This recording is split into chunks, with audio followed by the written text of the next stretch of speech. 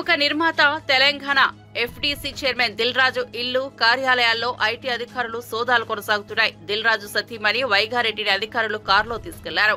Bank లాకర్లను పరిశీలించి అనంతరం ఇంటికి తీసుకొచ్చారు. ఇవి సాధారణంగా జరిగే సోదాలు మాత్రమేనని వైగారెడ్డి తెలిపారు.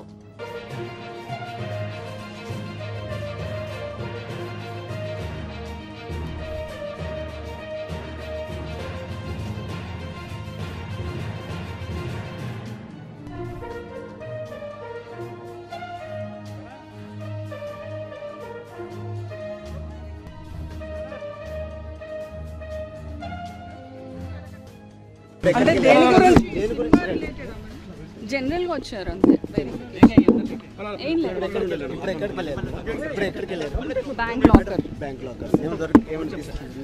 ఇంకేం చేయలేదు.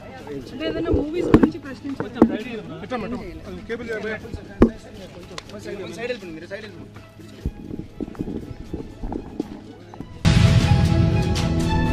అనకాపల్లి పోలీసులు భారీగా పశువుల మాంసాన్ని స్వాధీనం చేసుకున్నారు. వెస్ట్ బెంగాల్ నుంచి హైదరాబాద్ కి అక్రమంగా రవాణా చేస్తున్న 25 టన్నుల పశువుల మాంసాన్ని గుర్తించారు. వాహనాన్ని నిలిపి తనిఖీ చేయగా ఈ మాంసం లభ్యమైంది. డ్రైవర్ను అదుపులోకి తీసుకుని విచారణ చేపట్టారు. ఈ అక్రమ రవాణా ఘటనపై కేసు నమోదు చేసి దర్యాప్తు కొనసాగిస్తున్నారు.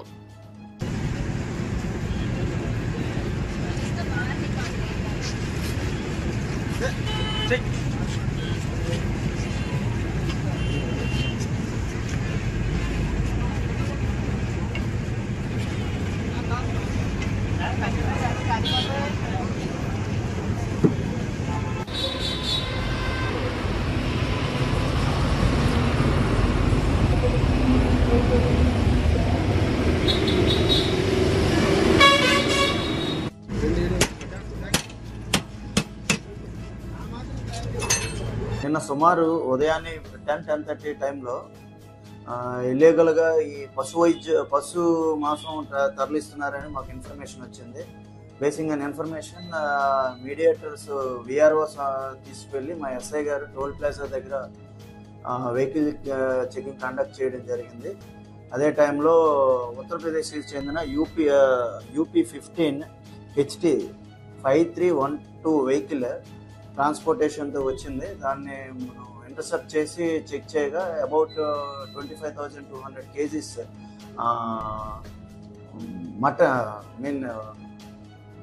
పశు మాంసం ట్రేస్ చేయడం జరిగింది. అది వెటనరీ డాక్టర్తో కూడా సర్టిఫై చేయడం జరిగింది. దాని మీద మనం కేసు రిజిస్టర్ చేసి డ్రైవర్ని అదుపులోకి తీసుకున్నాం. అది యాజ్ వెల్ యాజ్ ఎవరైతే వెహికల్ ఓనర్ ఉన్నారో ఆయన మీద కూడా కేసు రిజిస్టర్ చేయడం జరిగింది. దీన్ని ఏంటంటే ఎంఆర్ఓ గారి సమక్షంలో ఎంఆర్ఓ గారి పర్మిషన్ తీసుకొని ఈరోజు బదిలీ కూడా చేయడం జరుగుతుంది. కేసు ఫర్దర్ అక్యూజెడ్స్ కోసాన్ని వాళ్ళ సిడిఆర్స్ అవన్నీ వెరిఫై చేయడం కూడా జరుగుతుంది. తమిళనాడులోని 111 ఏళ్ల చరిత్ర ఉన్న పంబన్ రైల్వే బ్రిడ్జి తిరిగి అందుబాటులోకి వచ్చింది. మరమ్మతుల నిమిత్తం ఏడాది క్రితం ఈ వంతెనపై రైళ్ల రాకపోకలు నిలిపివేశారు. తాజాగా ఈ బ్రిడ్జిని తిరిగి అందుబాటులోకి తీసుకొచ్చారు. రాకపోకల పునరుద్ధరణ చేసే ముందు రైల్వే అధికారులు బ్రిడ్జిని తనిఖీ చేశారు.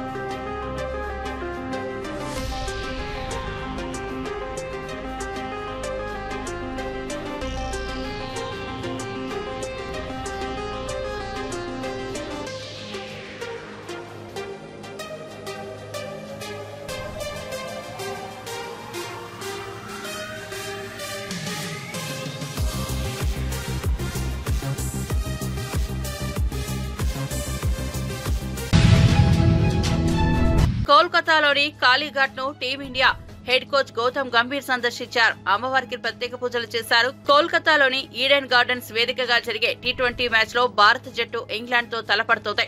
ఈ నేపథ్యంలో కోల్కతా చేరుకున్న గంభీర్ అమ్మవారిని దర్శించుకున్నారు.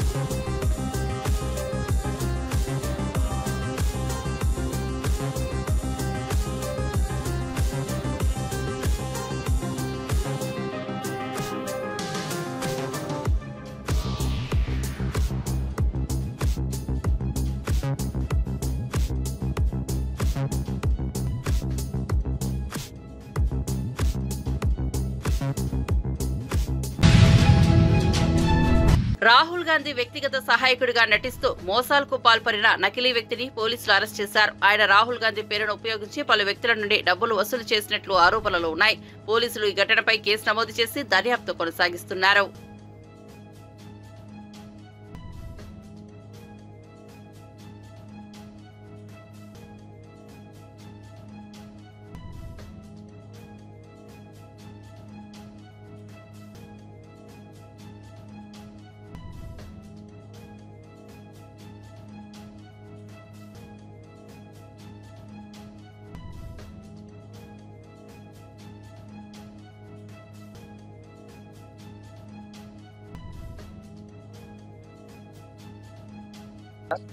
నిన్న ఇతన్ని అదుపులో తీసుకొని అరెస్ట్ చేయడం జరిగింది.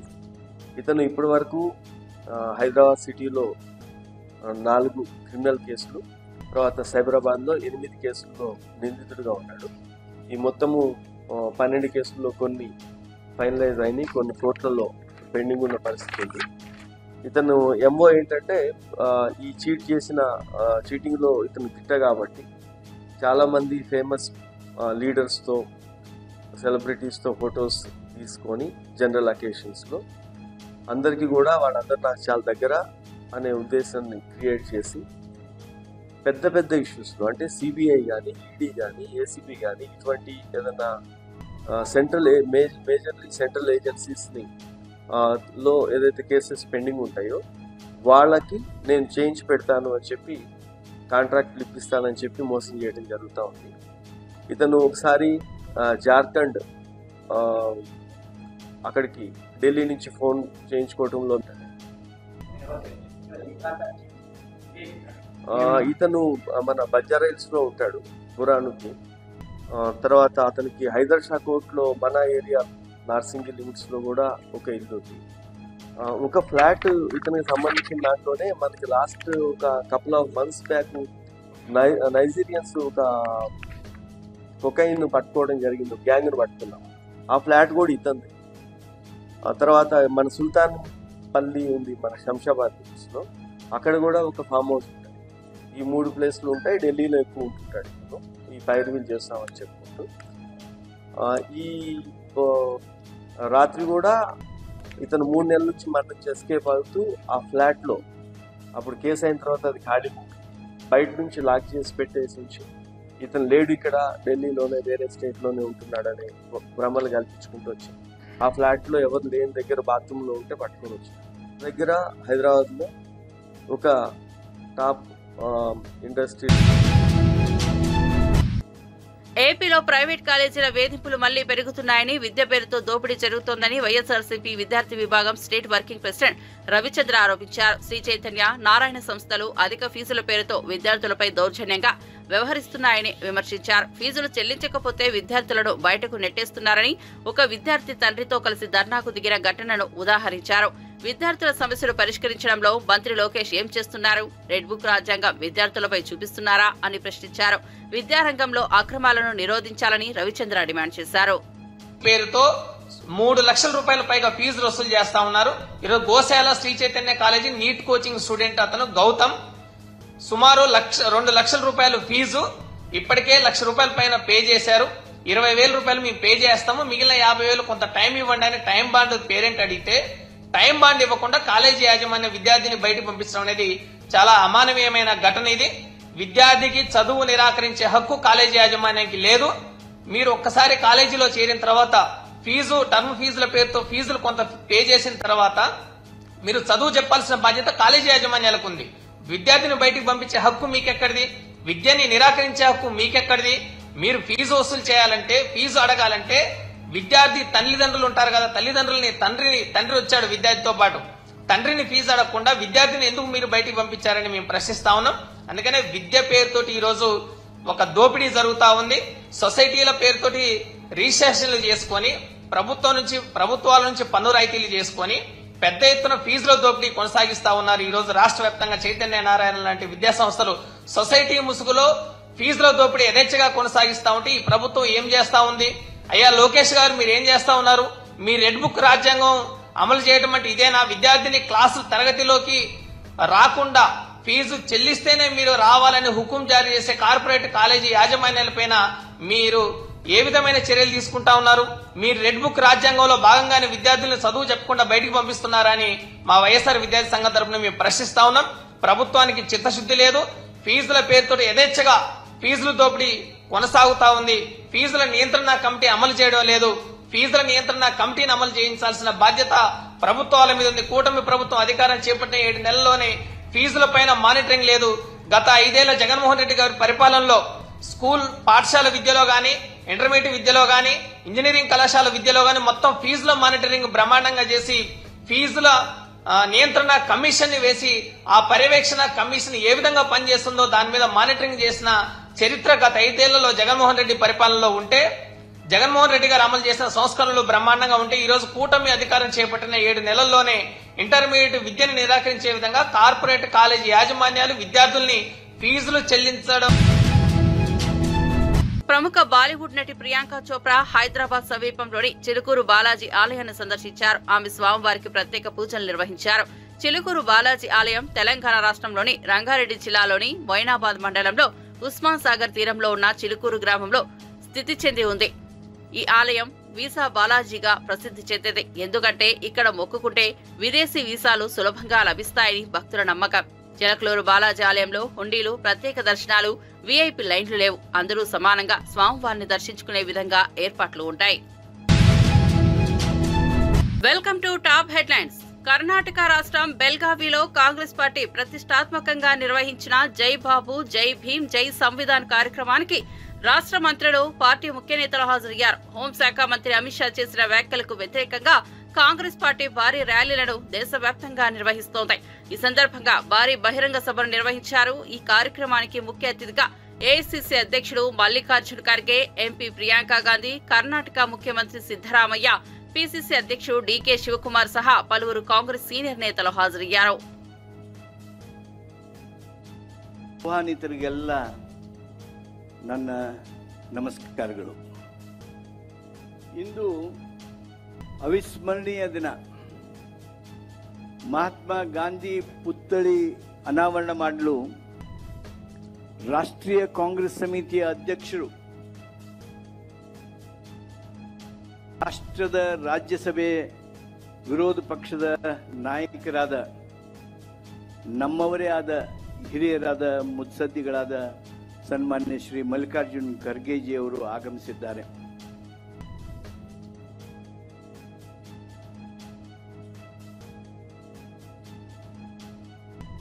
ರಾಷ್ಟ್ರದ ಅಗ್ರಗಣ್ಯ ನಾಯಕಿ, ಬಡವರ ಬಗ್ಗೆ ವಿಶೇಷ ಕಾಳಜಿ ಕಳಕಳಿ ಹೊಂದಿರತಕ್ಕಂಥ ಶ್ರೀಮತಿ ಪ್ರಿಯಾಂಕಾ ಗಾಂಧಿಯವರು ಇಂದು ಆಗಮಿಸಿದ್ದು ನಮಗೆ ಸಂತಸ ತಂದಿದೆ. ಈ ಕಾರ್ಯಕ್ರಮಕ್ಕೆ ಕಾರಣರಾದವರು ಪಂಚ ಗ್ಯಾರಂಟಿಗಳ ಸಮರ್ಪಕ ಅನುಷ್ಠಾನದ ಮೂಲಕ ರಾಜ್ಯದಲ್ಲಿ ಸುಮಾರು 1 ಕೋಟಿಗೂ ಹೆಚ್ಚು ಬಡವರನ್ನ ಬಡತನ ರೇಖೆಯಿಂದ ಮೇಲೆತ್ತಿ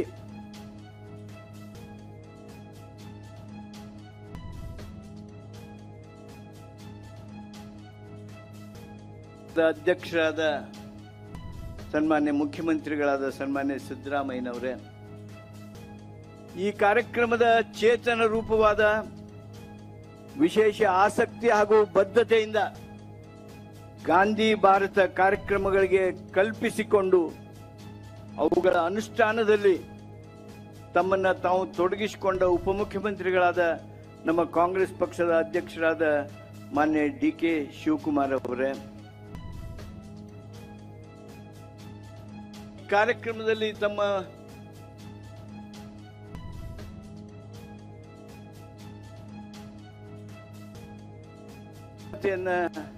ಹೆಚ್ಚಿರ್ತಕ್ಕಂಥ ಅನೇಕ ನಾಯಕರುಗಳಿದ್ದಾರೆ. ಇಂದಿನ ಕಾರ್ಯಕ್ರಮದಲ್ಲಿ ಆಸೀನರಾಗಿರ್ತಕ್ಕಂಥ బ్లడ్ డొనేషన్ సొసైటీకి చాలా గొప్ప డొనేషన్. మీరు ఇచ్చే ప్రతి రక్తపు బిందువు చాలా జీవితాలని నిలబెడుతోంది. ఈ గొప్ప కార్యక్రమం ముందుకు తీసుకెళ్లడానికి ఫిబ్రవరి 15న NTR trust euphoria musical night షోని నిర్వహిస్తున్నాం. ప్రతి ఒక్కరూ కుటుంబ సమేతంగా వచ్చి ఈ షోలో పాల్గొనాలని కోరుకుంటున్నాం. ఆడియన్స్ ఖర్చు చేసిన ప్రతి ఒక్క రూపాయి తిరిగి సమాజ సేవకు ఉపయోగపడుతుందన్నారు. ఎన్టీఆర్ ట్రస్ట్ మేనేజింగ్ ట్రస్టీ శ్రీమతి నారా భువనేశ్వరి ఎన్టీఆర్ ట్రస్ట్ ఆధ్వర్యంలో ఫిబ్రవరి 15న విజయవాడలోని ఇందిరాగాంధీ మున్సిపల్ ఇంటర్నేషనల్ స్టేడియంలో NTR trust euphoria musical night show జరగనుంది. ఈ సందర్భంగా ఏర్పాటు చేసిన ప్రెస్ మీట్ లో సంగీత దర్శకుడు SS Thaman, NTR trust CEO Rajendra Kumar, NTR trust CPO Gopi తదితరులు పాల్గొన్నారు. మన అన్నగారు నందమూరి తారక రామారావు గారు ఆయన ఎప్పుడు ఏమీ ఆశించలేదు. చాలా కష్టపడి ఆయన పైకొచ్చిన మహోన్నత వ్యక్తి. అట్లా ఆయన రాజకీయ రంగాల్లో ఆయన ఏ పదవి ఆశించకుండా ఆయన ప్రజల్లే దేవుళ్ళు, వాళ్ళ కోసం బలహీన వర్గాల కోసం, మన ఆంధ్ర రాష్ట్ర ప్రజల కోసం, వాళ్ళ భవిష్యత్తు కోసం ఆయన రాజకీయ రంగాల్లోకి ఆయన వచ్చారు. అట్లా ఆయన ముందు అడిగేసి ఆయన పేద ప్రజల కోసం కానీ చాలా పథకాలు ధైర్యం చేసి సైన్ చేసి ఆ పథకాల్ని ఆయన చాలా ధైర్యంతో ముందుకు తీసుకెళ్లారు. ఉదాహరణకు కిలో బియ్యం 2 రూపాయలకి, అట్లానే మన ఆడపిల్లలకి ఆస్తిలో సమాన హక్కు, అట్లాంటి ఎన్నో పథకాలు ఆయన్ని, తెలుగు జాతిని, ప్రజల్ని మనసులో పెట్టుకుని ఆయన ముందుకు తీసుకెళ్లారు. అట్లానే మన ప్రజానాయకుడు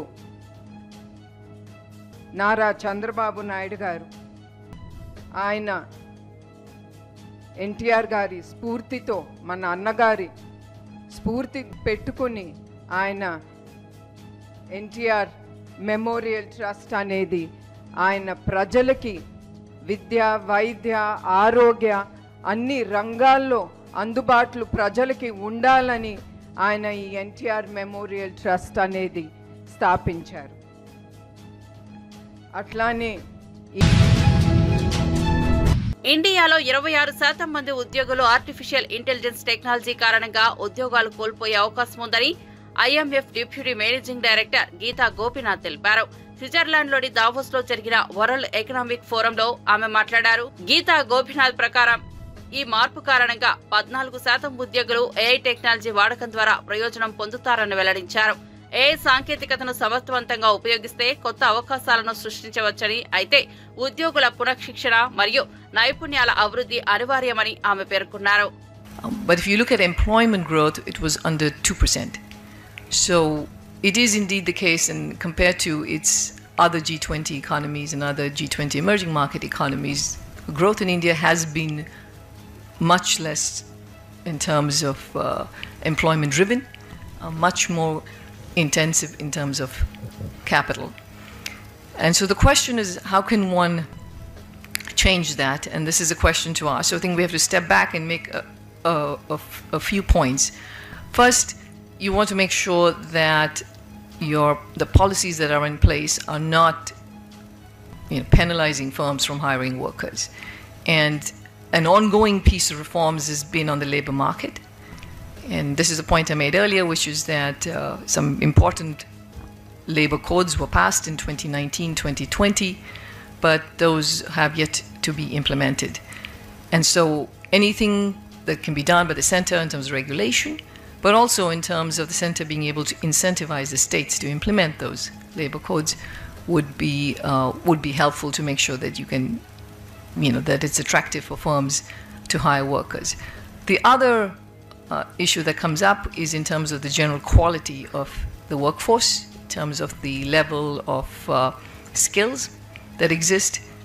It is now a long-standing problem that there is a skill mismatch in the workforce, and therefore, investing it firstly, just starting by revamping education in India, making sure that people have more years of education and better quality education. It will not deliver results instantly. It will take time, but that absolutely needs fixing now. Otherwise, we are perennially stuck in the situation of a workforce that's not sufficiently skilled. Third, you need more general corporate investment, private investment in India. So if you look at public investment, it's been going strong. If you look at private investment, if you look at the component that's by households in real estate, that's going strong. But if you look at corporate investment, that is not doing as well as it should be for an economy that's growing at 4-7%. So there. కొత్త రోడ్లు వేయకుండా గుంతలు పూడ్చకుండా ప్రయాణికుల ఆరోగ్యంతో గత వైఎస్ఆర్సీపీ సర్కార్ చెలగాటమాడిందని ప్రముఖ నటుడు హిందూపురం ఎమ్మెల్యే నందమూరి బాలకృష్ణ ఆరోపించారు. శ్రీ సత్యసాయి జిల్లాలో పలు అభివృద్ధి పనులను ఆయన ప్రారంభించారు. దిగుపల్లి తండాలో చేపట్టిన రోడ్డు నిర్మాణ పనులకు శ్రీకారం చుట్టారు.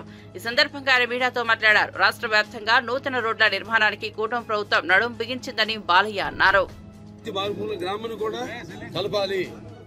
అంటే సర్ఫేస్ ట్రాన్స్పోర్టేషన్ అంటారు. సర్ఫేస్ ట్రాన్స్పోర్టేషన్ బాగుంటేనే ఎవరు చేసిన వాళ్ళ ఉత్పత్తులు అయితేనేమి, ఎవరు పండించిన పంటలు అయితేనేమి అవన్నీ కూడా వాళ్ళు తీసుకెళ్లి వాటిని అమ్ముకోవడానికి వీలుగా ఉంటుంది. అటువంటిది ఇక్కడ ముఖ్యంగా చూసాం. పోయిన ప్రభుత్వం అప్పుడు ఎలా రోడ్లన్నీ గుంతలమయం అయిపోయాం, ఎలా ఒట్టి నేను అన్నట్టు కాకుండా ప్రయాణికుల ఆరోగ్యంతో కూడా వాళ్ళు ఎంతో చలగాటం ఆడుకున్నారు. సరే, ఇవాళ తెలుగుదేశం ప్రభుత్వం ఈ 6 నెలల్లోనే 30 కోట్ల రూపాయలు NREGS దాని కింద మరి మొత్తం ఒక అంటే ఈ సిసి రోడ్లు అయితేనేమి, బీటీ రోడ్లు అయితేనేమి అన్ని వేయడం జరుగుతుంది. సుమారుగా 80% పనులన్నీ పూర్తయిపోయింది. ఈ ఫిబ్రవరిలో మరొక 30 కోట్ల రూపాయలతో మళ్ళీ అంటే 3 మండలాల్లో మళ్ళీ కూడా ఏదైతే టార్ రోడ్లు లేని వసతి లేని వాళ్ళ 20 గ్రామాలకి వాటికి కూడా ఈ యొక్క సీసీ రోడ్లు, బీటీ రోడ్లు వేయడం జరుగుతుంది. అలాగే 10 కోట్ల రూపాయల ఈ యొక్క పంచాయతీ నిధులతో అన్ని గ్రామాల యొక్క అభివృద్ధిని కూడా ఇటువంటి నిర్లక్ష్యానికైనా ఈ యొక్క ఏదైతే రోడ్లు అయితే ఉన్నాయో, ఏవైతే ఎగ్జిస్టింగ్ రోడ్స్ అన్నింటినీ కూడా కాపాడుకోలేని ఏదైతే మనకి విడిచిపెట్టేలారో పోయిన ప్రభుత్వం, వాటిలన్నిటికీ మరి ఒక ప్రణాళిక ప్రకారం ఆర్థిక వనరులను సృష్టించుకుని ఇవాళ సృష్టించేదే వీరు. వీళ్ళకే ఒక దారి లేకుండా చేసి అసలు ఒక్క గొయ్యి కూడా పూడ్చని ఒక పాపానికి పోలేదు. అలా ఇటువంటి పరిస్థితుల్లో ఇవాళ మొత్తం రాష్ట్రం అంతా కూడా ఎక్కడికక్కడ అన్ని రోడ్ల మరమ్మతులు అయితేనేమి, లేకపోతే ఈ యొక్క రోడ్లు ఈ లేని ఏవైతే గ్రామాలు ఉన్నాయో వాటికి సరైన రోడ్లు లేని గ్రామాలన్నిటి కూడా గ్రామాలని నిర్మించడం జరుగుతుంది. సో దానికి భాగంగానే ఈరోజు ఈ యొక్క రోడ్డు ఒక భూమి పూజ చేయడం జరిగింది. సో దీనికి సంబంధించి అందరికీ కాంట్రాక్టర్ గారు చెప్తున్నాను, అందరికి వేశారు, ఇక్కడ చేస్తున్నారు. సో గల్లిపల్లి ఎంతో మంచి బాగా చేశారు. అలాగే బాగా త్వరగతిని కూడా పూర్తి చేయండి. క్వాలిటీ అండ్ స్పీడ్ రెండు ఉండాలి. సో అలాగే ఇక్కడ మన ప్రభుత్వ సిబ్బంది అయితేనేమి